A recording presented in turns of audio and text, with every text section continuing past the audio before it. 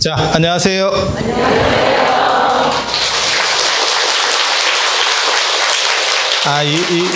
이렇게 시작할 때 뭐 박수 치고 이런 거 다 예전 방식이에요. 식상한 방식. 이런 거 별로 바람직하지 않습니다.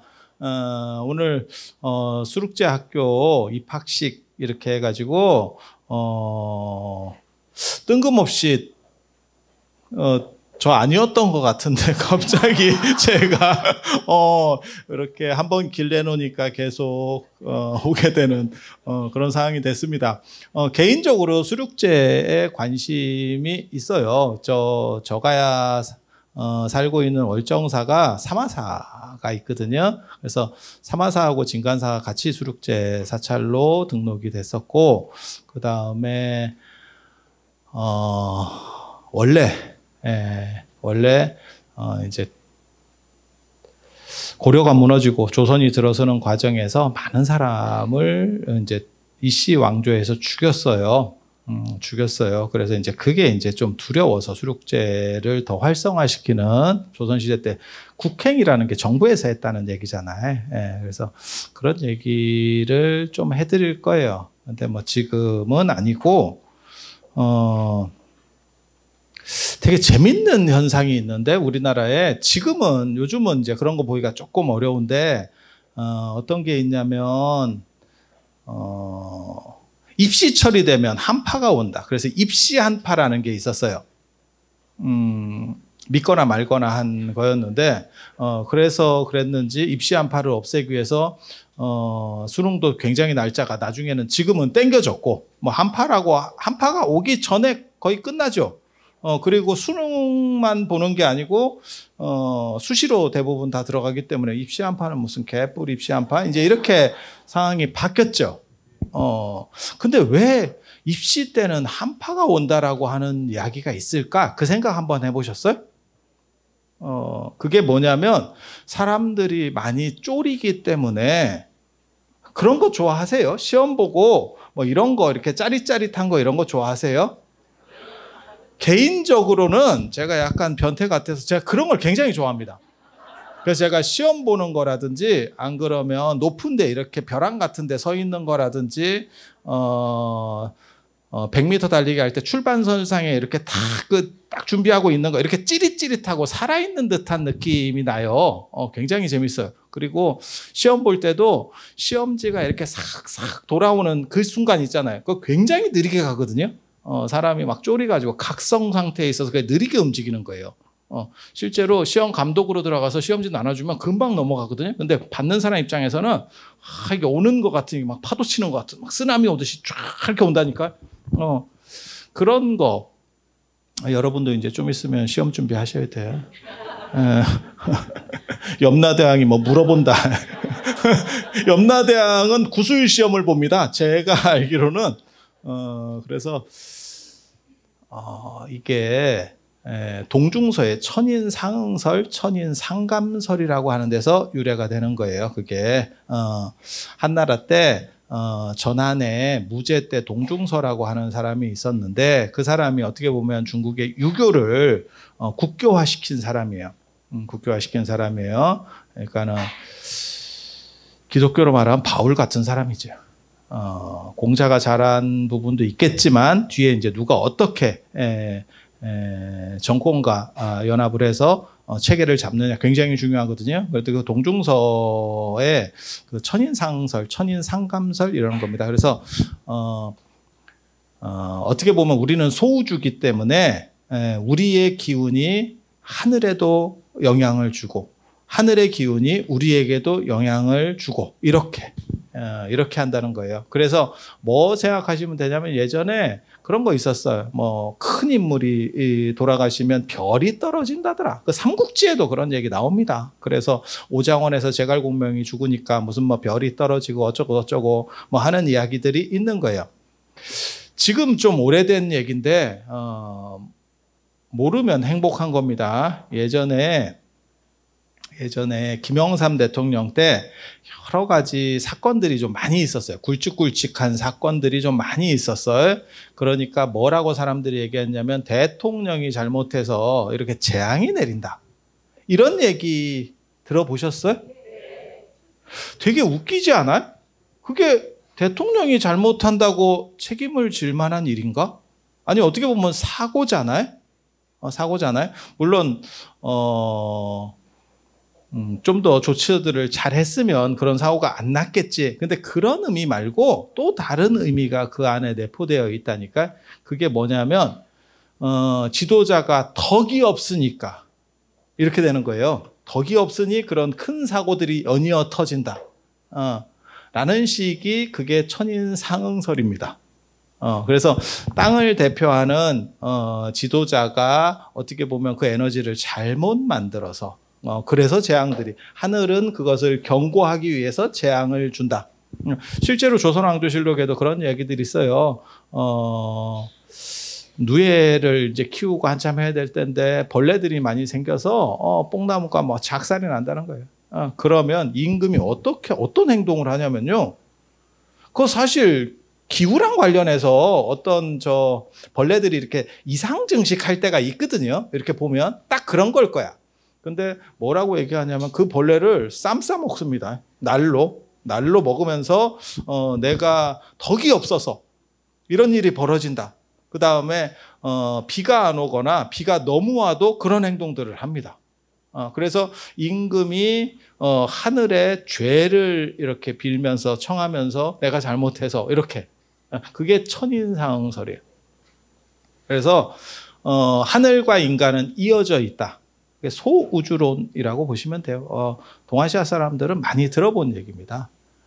사실 수륙제가 그것과 관련해서 나오는 동아시아의 특징적인 문화라는 그런 측면들이 존재하기 때문에 그 얘기를 해드리는 거예요. 그래서 돌아가신 분이나 이런 분들이 이게 그냥 잘 가면 좋은데 잘못 가는 사람들이 있대. 살다 보면 장화홍련 같이 이렇게 안 좋게 죽었는데 뒤끝까지 있는 경우. 제가 장화홍련 얘기할 때 그런 얘기 하거든요. 장화홍련전에서 제일 억울한 사람은 누구냐? 처음 부임한 사또다. 그거 과거 시험 통과하려면 그 당시 2000대 1이에요. 2000대 1. 2000대 1. 한 대살부터 시작해가지고 보통 합격하는 평균 연령이 30살 초반에 합격을 합니다. 그래갖고, 이제 개고생 끝인가? 노량진에서 컵밥 20년 먹고 나와서 겨우 부임했는데 귀신 나와서 죽어. 하루아침에 심장마비로 죽어버렸어. 자식이 공부만 했지. 이게 조금 운동을 안 했는가 봐. 이게 사람이 좀 여린 거지. 우리 같으면 귀신 나오면, 이거 대박집 아니요? 이제 이렇게 생각을 할 건데. 그런 얘기 있잖아요. 영화도 그렇고, 뭐 식당도 그렇고, 귀신이 보인다 이러면 뭐 대박 난다. 그런 거 못 들어봤어요? 뭐 이런, 쓸데없는 얘기겠지. 귀신 나오면 뭐, 굿이 대박이 나겠지. 그래서 제가 뭐라고 얘기했냐면, 전에 그런 얘기 했어요. 장화홍련전 같은 논리 구조라면, 장화홍련이 억울해서 죽어서 귀신으로 나오는 것처럼, 사또는 또 억울한 귀신이 돼서 장화홍련을 따라다녀야 된다. 근데 사또는 성격이 좋았던 거예요. 야, 나 같으면 20년 동안 개고생해서 겨우 합격해가지고 부임했는데 그날로 죽었으면 야, 이거 눈 못 감는다. 난 진짜 장화홍련보다 내가 합친 거보다 더 센 진짜 만렙 귀신이 돼가지고 뭔가를 했을 것 같은데 실제로 사또는 굉장히 호인이었는가 봐요. 그래서 저분이 심장은 안 좋았는데 성격은 좋았구나 라는 걸 알 수 있는 그렇게 해서 억울하게 이렇게 돌아가시거나 아니면 맺힌 게 많으면 그런 사람들이 많이 이렇게 쌓여 있으면 그게 안 좋은 기운을 만들어서 나쁜 영향을 준대. 예. 그게 뭐 악귀일 수도 있고 조선시대 때도 그런 얘기가 나와요. 뭐가 나오냐면 조금 이렇게 기운을 풀려고 하면 대사면령을 내리거나 안 그러면 뭐가 있냐면 요즘 왜 기온이 이상기후가 자꾸 나는데 대전에서 이렇게 회의를 열면 굉장히 놀라운 얘기가 나옵니다. 요즘 결혼하지 못한 미혼 애들이 되게 많아서 나이를 먹었는데 결혼하지 못한 애들이 많아서 그게 원한으로 쉽게 말해서 그 기운들이 자꾸 원망하는 기운이 쌓여서 이렇게 나쁜 기운을 만들어서 기혼이 순조롭지 않은 것 같습니다. 이렇게 얘기해. 그러면 무조건 몇 살 이상은 결혼을 시켜라. 이렇게. 진짜라니까. 진짜라니까. 그렇게. 그래서 제가 요즘 우리나라에 이상 기운이 많은 게 안 가는 애들이 너무 많아서 예전에는 우리만 안 갔는데 안 가는 게 우리의 전유물이었는데 이것들이 절에는 안 오면서 개나 거리나 다 안 가요 요즘은. 하고 우리가 위협받고 있다니까. 그래서 오히려 절에는 사람들이 잘 안 와. 지구들이 밀지만 않았지 자기가 반은 그거라고 생각하는 것 같더라고. 제가 그런 얘기 하는데 이게 종단에서도 출가 안 한다고 자꾸 그러는데 실제로 출가를 안 할 뿐이지 독신으로 사는 거는 유사이래로 지금이 아주 그 식상한 표현을 쓰면 단군일에 최대일 겁니다. 뭐든지 단군일에 최대야. 그러면 제네시스 나온 것도 단군일에 최대고 아니 다 최초 아니요? 세상에 단군일에 최초 최대 아닌 게 뭐가 있어. 다 그런 거지. 그래서 그거 되게 재밌어요. 그래서 요즘 기온이 우리나라가 이렇게 들쭉날쭉하는 것도 다 그런 건가? 이런 생각을 했어요. 그런데 2절에 와 보니까 2절에는 사람이 많네. 2절에는 사람이 많아. 그래서 수륙제 기운이 진짜 아까 여기 들어오기 전에 우리 스님하고 잠깐 이렇게 차를 마시고 인사드렸는데 수륙제에 대해서 막 세뇌를 시키는 거야. 좋은 에너지가 막 빵빵하다고 막 세뇌를 시키는 거야 이게. 그래서 내가 속으로 내가 무슨 생각했냐면 저도 오대산에서 그런 얘기를 하거든요. 민지의 보계산 석대기에 보면 금강산, 오대산, 그 다음에 보계산에 사는 사람들은 사막도에 떨어지지 않는다. 이게 있어요. 그래서 나는 사막도에는 떨어지지 않겠다. 지옥아기 축생은 끝이다. 이렇게 생각했는데 여기 오니까 또 서기가 맺힌대. 상서로운 기운이 막 3생에 걸쳐서 맺힌대. 3생에 걸쳐서. 이게 이거 두 군데 찍으면 천하무적이겠다. 이게 내가 이런 생각을 했어. 그래서 여기가 그런 기운이 있어서 여러분들이 참 많이 이렇게 오시는가 봐. 근데 이렇게 뵈니까 음기가 좀 세네. 이게 그래서 지금 이 기운하고 관련된 이야기들을 옛날 사람들은 그렇게 했었어요. 그리고 그게 동중서랑 관련된 얘기고 이 기운들을 어떻게 풀 것이냐와 관련된 게 있어요. 그리고 되게 재밌는 게 지금은 전혀 그렇지 않은데 예전에는 무슨 생각을 했었냐면요. 결혼 못하고 죽으면 원기가 됩니다. 그게 처녀귀신, 몽달귀신. 그래서 우리 귀신계에 어떻게 보면 가장 지분이 높은 게 처녀 귀신이잖아요. 머리를 풀어 헤치고 백덤블링을 하면서 그것도 귀찮으면 좀 덤블링 하는 사람 구하기 귀찮으면 그냥 이렇게 줄 매달아서 쭉 밀고 가고 뭐 이런 거 처녀 귀신. 실제로 이렇게 전 보는데 이렇게 무당집에 가도 처녀 귀신, 몽달 귀신은 그 남자, 그 장가 못 간 남자. 그래서 뭐 처녀 귀신보다 몽달 귀신이 세다. 뭐 이런 얘기 들어보셨어요? 그리고 이런 식으로 사실 여러분들이 다 결혼을 해보셨잖아. 안 해보신 분도 있지만 여기 지금 연령이 낮으신 분들은 안 해보셨겠지만 뭐 제가 안 해보고 이런 얘기를 하는 건 좀 그런데 해봐도 그닥이야. 해봐도 그닥이 싶어. 여러분 해보니까 막 환희심이 느껴지지? 그지? 한 사람은 그렇게 생각하고 살아.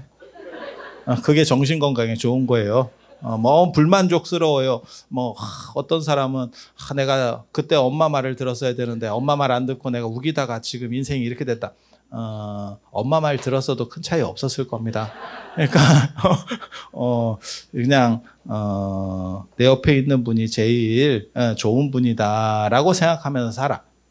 그게 제일 좋은 거예요. 그리고 안 해보신 분은 안 한 대로 또 맛이 있다.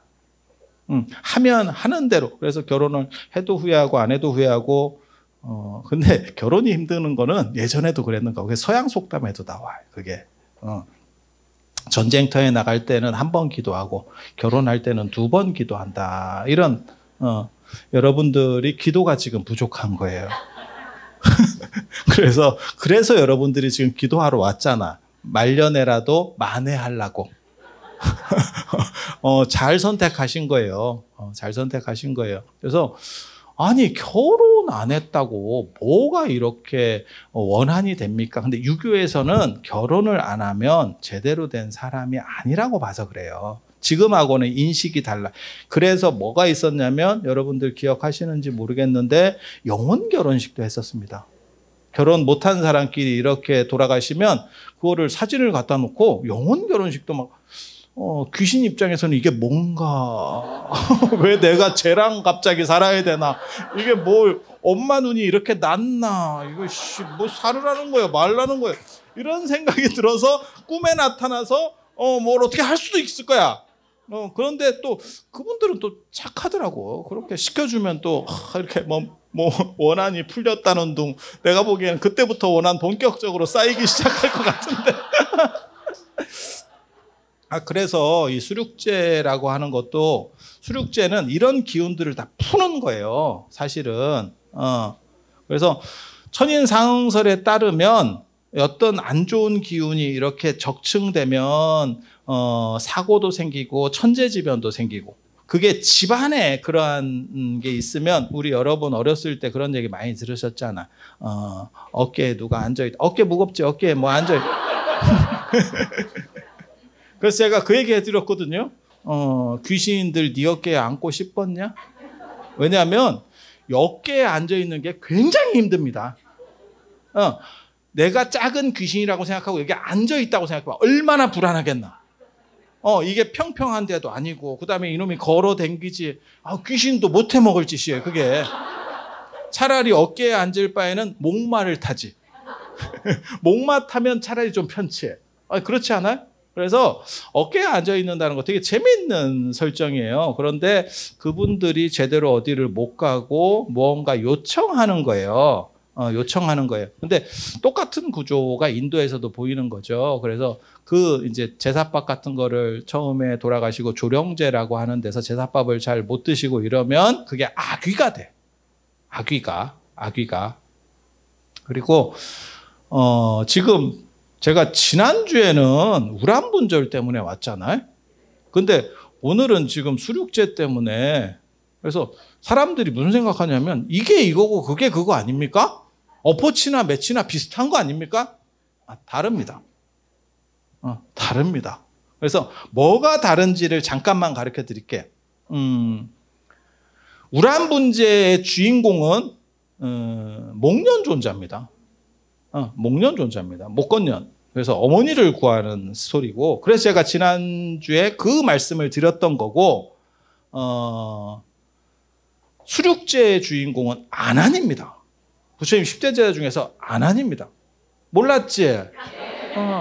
오늘 지금 그 천인상응설도 처음 들었고 아난도 처음 들었어.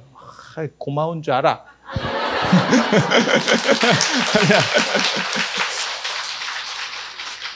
그게 수륙제 그 경전에 보면 그게 이제 면연악이 다란이경 아니면 염과악이 다란이경 이런 데 보면 아난에게 하루는 이 면연악이 악귀의 왕이래요. 악귀는 배를 굶고 있는 귀신. 그래서 악귀 형상을 보면 제가 무슨 생각했냐면, 아마 사람이 굉장히 많이 굶으면 아귀처럼 비슷하게 돼요. 마르는 거 아닙니까? 아니, 그게 아니고 복수가 차, 배에. 그리고 너무 굶으면 목을 못 가눕니다. 그래서 예전에 요즘은 그런 거 영상 잘 안 나오던데 아프리카에 굉장히 가난한 국가 애들 이렇게 유니세프에서 뭐 이렇게 좀 해주세요 이러면서 나올 때 보면 목을 이렇게 언제나 받치고 있어요. 목이 뒤로 넘어가 버립니다. 아니 너무 굶으면 힘 빠지면 목을 못 가는 이게 생각보다 무겁다니까. 막상 든 건 별로 없는데 의외로 무거워요. 그래서 어린애도 목 가누는데 상당히 걸려요 시간이. 목을 어느 정도 가눈다는 건 힘이 있다는 맞다니까요 제 말이. 제 말이 맞다니까. 그래서 배를 굶으면 단순히 배가 들어가는 게 아니고 너무 굶으면 복수가 차서 배가 튀어나오게 되고 그다음에 목을 못 가나요. 그게 아마 아귀 형상에 영향을 줬을 거다라는 생각을 하거든요. 불교적으로는 그걸 침국이라고 합니다. 목이 바늘 같은 바늘 침자를 써서 목구멍이 바늘 같은 귀신 이래서 침국이라 그래요. 근데 그 면연귀왕이라고 하는 면연 아귀 대장이에요. 아귀 대장이 아난한테 하루는 나타나 가지고 뜬금없는 멘트를 날립니다. 너 3일 뒤에 훅 간다. 이게 뭔 무당도 아니고 갑자기 저 보러 갔을 때 들을 것 같은 멘트를 해. 너 3일 뒤에 훅 간다. 그런데 딜을 하는 거야. 무당들도 언제나 그렇게 얘기합니다. 뭐가 안 좋은데 전설오양도 딱 그렇게 얘기해. 그런데 비방이 있다. 나 그거 너무 웃겨. 안 좋으면 안 좋은 걸로 끝이지 무슨 비방. 뭘 하면 이제 대가를 또 얘기하는 거예요. 그래서 아귀들에게 공양을 좀 올려주면 그러면 그 공덕으로 수명이 연장되고 그리고 죽은 뒤에 천상에 태어난다. 나 이게 뭔 소리인지 잘 못 알아듣겠더라고요. 아니 안한 존자가 천상에 태어날 그 정도 짬밥이 아닌데 이게 급이 있는데 사람이 그렇게 협박을 했다는 거예요. 그 얘기는 조금만 바꿔 생각하면 그냥 길 가다 삥 뜯기는 듯한 느낌인데 그냥 나타나서 너 3일 뒤에 죽으면 아귀 된다. 그런데 내가 아귀왕인데 우리 쪽한테 뭘 이렇게 좀 많이 먹을 거를 주면 배고픈데 주면 내가 너를 수명도 연장시켜주고 천상에 태어나게 해줄게. 그거 어렸을 때 좀 겪어봤던 일인데 고등학교 때 이게 삥 뜯길 때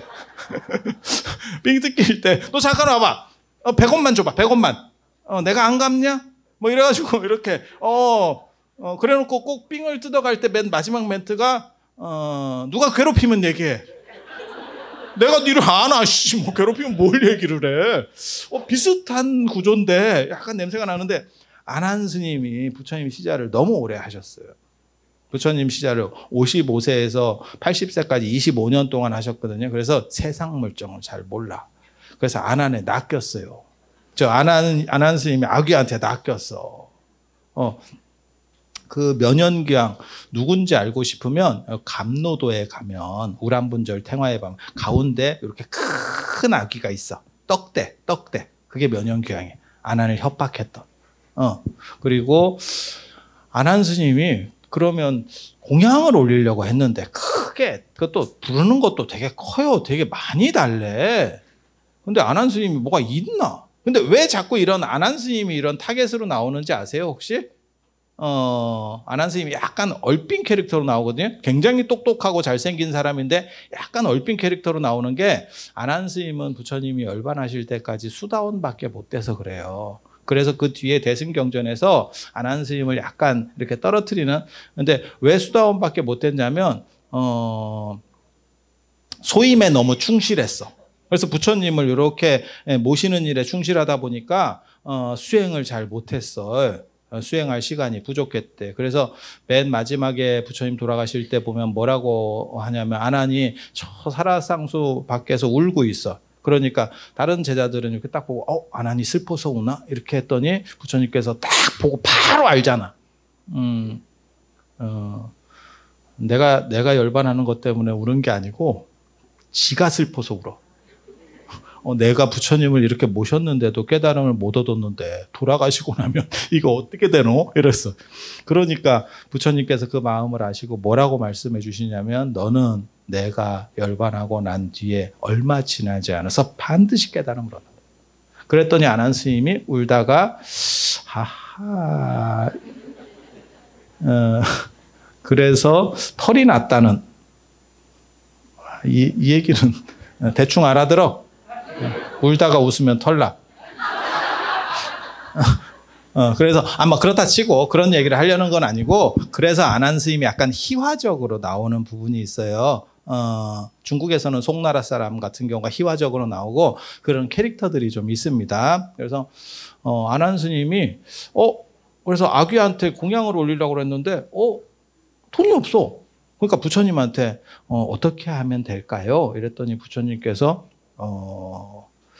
작게 공양을 올리더라도 진언을 외우면 그게 커져서 약간 뻥튀기처럼 쫙쫙쫙 늘어난다. 그래서 오늘날까지도 그 진언을 하는 게 무량이덕 자제광명 변식 진언이에요. 스님들이 매번 사시 때마다 하는 그 변식 진언이 거기서 나오는 거예요. 그래서 그게 수륙제랑 관련된 얘기예요. 그리고 이제 여러분들은 아마 잘 모르실 건데 우리 스님들은 다 아실 거예요. 관음시식 하다 보면 뭐가 있냐면 하이안한찬 기장한포만 업하돈정량 돈사탐진치 상기불법승 염념보리심 처처할라 꼭친생 이렇게 해서 나오는 대목이 있거든요. 그게 안한의 밥과 어찌 다르겠는가라고 하는 게 그 시식할 때 그 안한 스님이 올린 그 수륙제 밥을 먹으면 모든 사람이 다 행복하고 포만감을 가지게 된대. 네, 모든 아귀들이. 그래서 그 원이 다 풀어진다는 거예요. 그래서 우리나라는 그런 말을 잘 안 쓰는데 일본 불교나 이런 데서는 우리나라도 일부는 그런 표현을 쓰더라고요. 성부를 얻었다.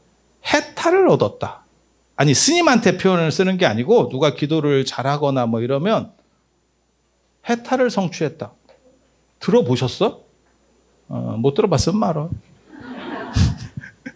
그게 뭐냐면 어떤 문제를 풀었다라고 하는 거예요. 그 문제로부터 벗어났다.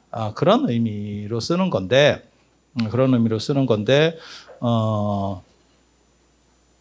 우리식으로는 많이 쓰는 게 해원, 원을 풀었다.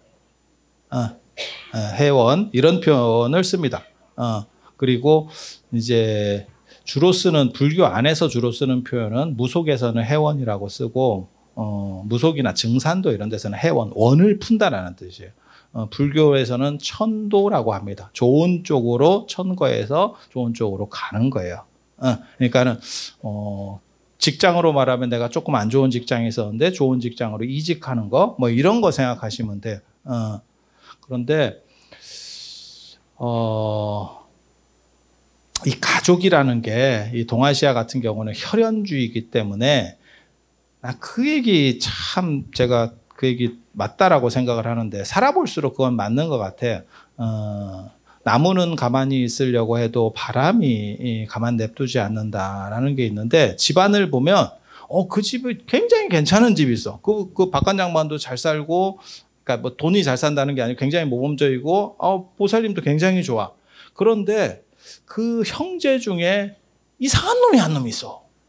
끊임없이 말아먹는 빌런이 있어. 안 대주면 안 대준다고 계속 찡짜를 부리고 대주면 다시 원위치 돼서 다시 돌아와. 그런 분이 있어. 그리고 또 이런 분들이 또 어머니의 신뢰를 잘 얻어. 그런 아들이. 그래서 안 도와주면 어머니를 쑤시는데 어머니가 또 삼각으로 네가 형이 돼서 말이야. 그럴 수 있느냐. 또 이래갖고 또 도와주면 또 말아먹고 또 와. 이렇게 계속. 야, 그런 거 걸리면 진짜 미치거든요, 사람. 안 하면 네가 사람이가 이러고 야, 내가 할 만큼 한 것 같은데 끝도 없어. 이게 가족에 한번 얽히면 수렁이에요. 아니, 그렇지 않아? 제사 때문에 얽히는 집도 봤고 차라리 재산을 안 받든지 다 받고 한 3년 지나니까 갑자기 교회를 가. 그러면 받은 걸 토해내든지 그거는 됐고 그거는 계약 끝났고 나는 안 할 거고, 안 할 거고. 아니, 그런 집들이 있어. 이게 굉장히 머리 아프다고. 그러면 저한테도 그렇게 물어보시는 분들이 있거든요. 그러면, 차남이 해도 됩니까? 원래는 안 되는 거예요. 원래는 안 되는 거예요. 재산은, 위로만 내려가기 때문에, 적장자로만 내려가기 때문에 원래는 안 되는 거예요. 그래서, 만약에 차남이 지내면 체이부정이라고, 그러니까는 혈통은 맞지만 정이 아닌 거야. 정이 아닌 거야. 그래서, 그게 문제가 됩니다. 해도 문제가 됩니다. 그래서 그럴 바에는 아예 끊으라고. 근데 또 끊으라고 말하는데 또 뭐라고 얘기하냐면 한 2번 했는데요. 야, 그럼 또 못 끊어. 그거, 룰을 끊을 때 끊어야지. 그래서 이게 이런 식으로 가정이 얽히면 참 피곤합니다. 그게 자녀분이 그렇게 얽히는 경우도 있어. 자녀분이 그렇게 살다 보면 내 뜻대로 잘 안 돼. 저게 뱃속에 있을 때나 내 뜻대로 되는 거지. 그리고 뭐라고 할 수도 없어. 내가 만들었는데 그걸 뭐라고 하겠어. 그래서 자식인데 평생 AS를 원하는 자식도 있어. 그게 몇 년 안 크고 그냥 알아서 이렇게 딱 가는 자식도 있고 계속 AS를 해줘야 돼. 아니 그렇게. 그래서 여러 가지 조건들이 있거든요. 근데 그런 것들이 사실은 잘 안 풀려서예요. 잘 안 풀려서. 그래서 가족이나 이런 분들 중에서 돌아가신 분이나 뭐 이런 분들이 조금 안 좋은 쪽으로 돼 있으면 그 에너지가 산 사람한테 전달된다는 거예요. 전달된다는 거예요. 그래서 그런 모든 안 좋은 에너지들을 풀어버리고 국가 차원에서도 그런 걸 합니다. 그래서 수륙제 같은 게 국행수륙제가 되는 거예요. 국행수륙제. 나라가 왜 주도했겠느냐가 되는 겁니다. 그래서 나라 입장에서는 안 좋은 기운이 많이 쌓이면 국가적 재난이 초래되는 거죠. 그래서 그런 부분들을 동맥경화 생각하시면 돼요. 동맥경화가 완전히 굳어지기 전에 트랜스 박듯이 비우가 찰지잖아. 그렇게 이렇게 박잖아. 그죠? 그래갖고 혈관이 이렇게 딱 이렇게 늘려주잖아. 그런 식의 행동을 주기적으로 해내고 예전에는 뭐 도랑친다는 게 물 범람할까봐 이게 쳐내는 거거든요. 그래서 그런 식의 행동을 해내는 게 사실은 국가 주도의 수륙제입니다. 그리고 그렇게 하게 되는 이유는 고려 말 조선 초에 조선이 들어서면서 이게 비정통 왕조였기 때문에 고려를 싹 죽였죠. 왕씨가 전멸한 거예요. 지금 전주희 씨만큼 왕씨가 많았다고 보시면 돼요. 그거를 싹 죽인 거예요. 그래서 조선 초 세종 때 나라가 안정되고 나서 왕씨 제사라도 지내게 해줘야겠다라고 생각을 해서 왕씨를 찾았는데 전국을 다 뒤졌더니 왕순례라는 사람 한 명이 있어서 찾아져서 그 사람을 제사 지내게 했다라는 게 실록에도 나오고 이중환의 택리지 같은 데도 실제로 나온다고. 그만큼 전멸을 시킨 거야. 전주희 씨를 전멸시켰다고 생각해봐. 얼마나 많이 죽였겠나. 그리고 그 사람들이 무엇을 두려워했냐면 그들이 원기가 돼서 우리 집에 장희빈 생각해봐. 활 몇 번 쐈다가 약 먹고 죽었잖아. 지금 생각하면 그거 좀 너무 억울한 거 아닌가 싶은데 활 쏠 수도 있지. 남편이 마음에 안 들면 몇 번 쏠 수 있지 뭐. 그렇다고 죽어? 그랬으면 여러분이 다 과수댁 됐지. 안 죽어요. 그래서 그런 생각을, 그러니까 한둘도 아니고, 이게 원기들이 끊임없이 이렇게 내려오면, 이렇게 쌓여가지고 계속 하면, 전주희 씨가 문제가 생기겠다. 실제로 뭐 그래서 그랬는지 모르겠는데 되게 재밌는 게 전주희 씨가 나중에 이씨 조선이 망하게 되는 이유는 자식이 없었어요. 단종입니다, 단종. 애가 없어. 그래, 철종 이렇게 막 반개까지 막 데려다가 왕을 시키잖아. 없어. 보통은 합스부르크 왕가처럼 종례혼을 했을 때, 친척끼리 결혼했을 때 단종이 돼요. 일본도 지금 거의 단종됐죠. 저렇게 아내, 같은 혈족끼리 했을 때. 근데 사실 조선은 이게 동아시아가 발전하게 된 이유 중에 하나가 뭐냐면 예전에 발전하게 된 이유가 남의 성씨랑 결혼시키는 문화가 있어요. 이 동아시아만 그래. 딴 데 귀족제나 이런 데 보면 다 지성끼리 자기네들끼리 이렇게 결혼해. 유럽이나 이런 거 봐봐. 그런데 여기는 무조건 부인은 다 남의 성씨를 데려오는 거예요. 그래서 이게 잡종이 되고 인간은 잡종이 우수한 겁니다. 개나 말이나 이런 거는 순종이 좋은 거고 인간은 잡종이 좋은 거예요. 지능이 훨씬 높아진다니까. 그래서 제가 뭐라고 얘기하냐면 우리나라가 갑자기 경제 성장을 이렇게 할 수 있었던 이유 한국 전쟁을 만나면서 한번 톱질이 됐거든. 이렇게 한번 움직였거든. 그래서 올라가는 게 아닌가. 그리고 제일 아마 지능 검사하면 그렇게 나올 겁니다. 서울이 제일 높게 나올 겁니다. 그리고 전 세계에서 최강국은 어느 나라냐? 잡종 국가 미국입니다. 되게 재밌는 거예요. 순종이 안 된다니까. 아니 이거 과학적 얘기하는 거예요. 제가 뇌피셜을 얘기하는 게 아니고 인간은 잡종이 좋은 거야. 그래서 동아시아가 발전하는데 그런 조건을 가졌음에도 불구하고 이게 단종이 되는 거는 그 집안이 덕이 쇠한 거는 맞는 것 같아. 안 그러면 야 그게 왜 애가 없냐, 그치? 여자를 몇 명을 둘 수 있는데, 팩토리를 계속 늘릴 수 있는데 이게 지금 공장을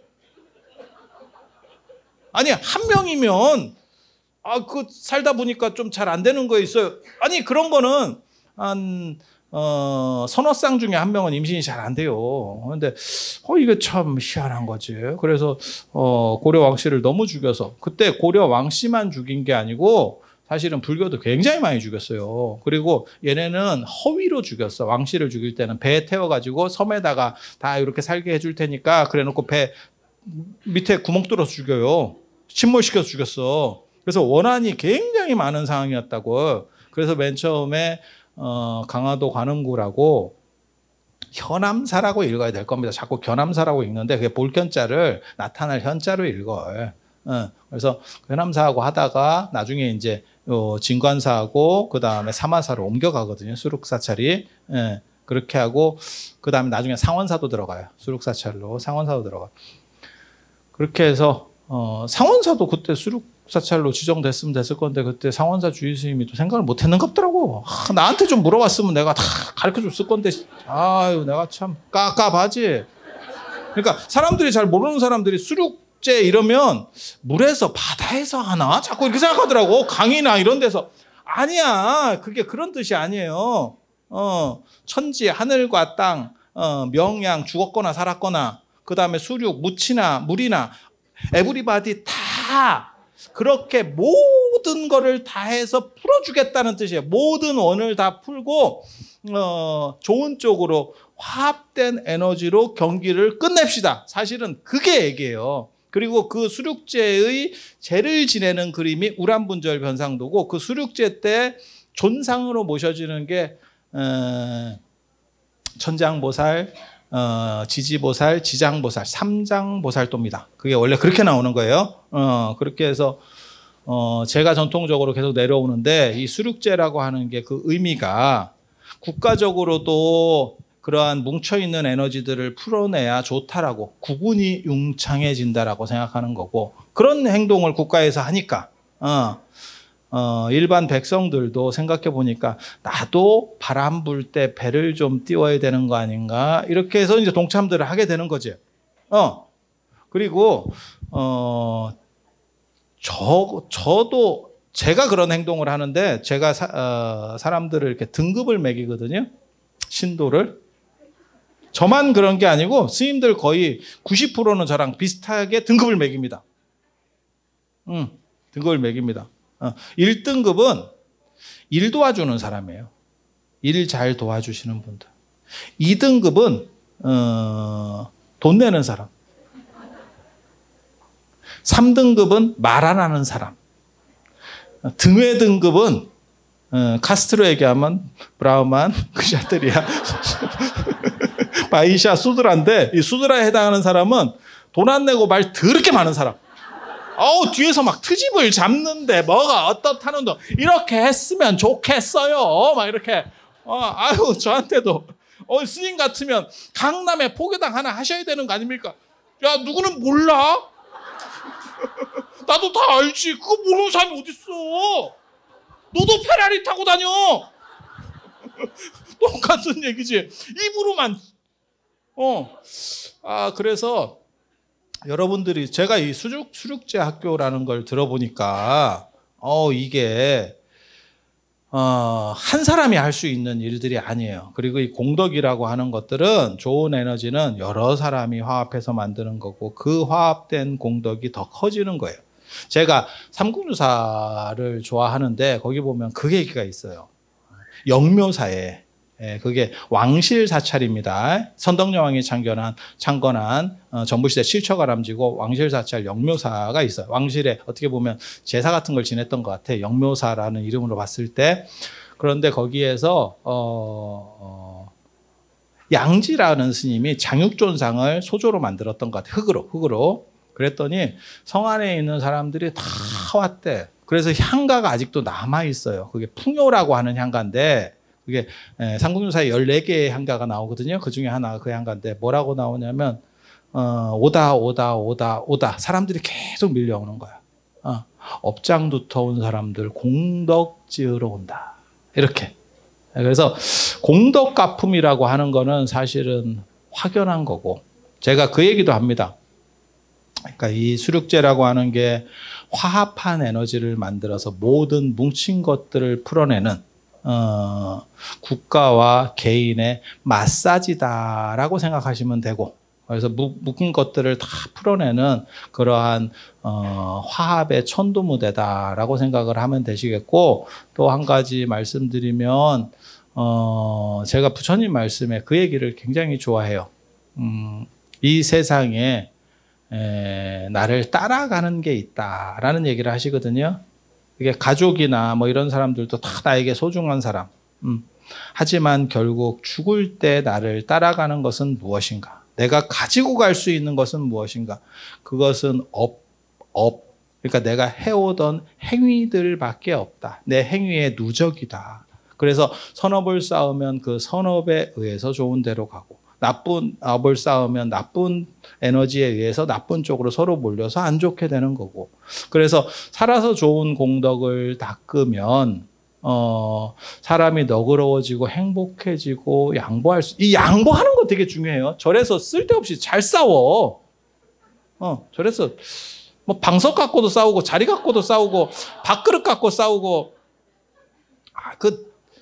그 무슨 초등학교 그 선 넘어오면 뭐 이렇게 지우개 자르듯이 그런 거 하지 말고 양보하면서 자신을 잘 가꾸어내고 그리고 그런 걸 통해서 사후에 그 공덕으로 가지고 가서 그게 곧 연장선상으로 가는 거예요. 자바암경에 보면 그런 얘기가 있어. 마하남이라고 부처님 사촌 동생이고 부처님이 출가하시는 바람에 석가족이 출가하시는 바람에 결국 석가족의 왕이 됐어요. 근데 이 양반도 나이가 좀 되니까 불안한 거야. 그래서 부처님한테 부처님이 사촌 형이거든요. 속가로는 사촌 형이거든요.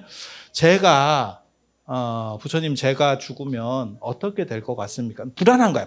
어디로 갈까요? 이거 물어보는 거야. 그게 한마디로 얘기해서. 그랬더니 부처님께서 뭐라고 말씀하시냐면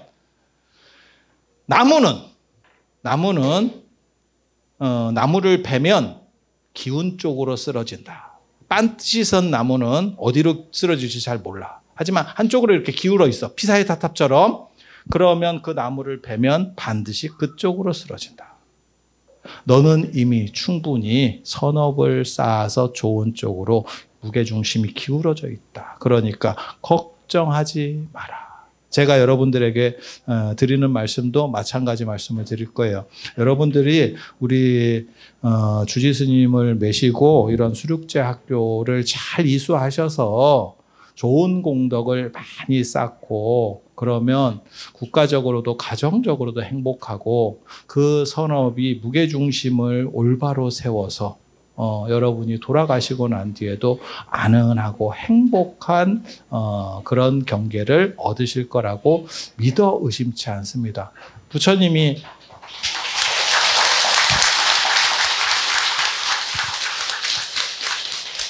제가 부처님께 잠깐 빙의해서 마하남에게 했던 그 얘기를 그대로 해드리면 여러분들은 좋은 선지식을 따라서 그 가르침을 받아서 가면 분명히 좋은 선업들이 많이 생겨서 의심할 필요 없이 좋은 곳에 반드시 나게 될 것이다 라는 말씀을 전해드리면서 이상 마치도록 하겠습니다.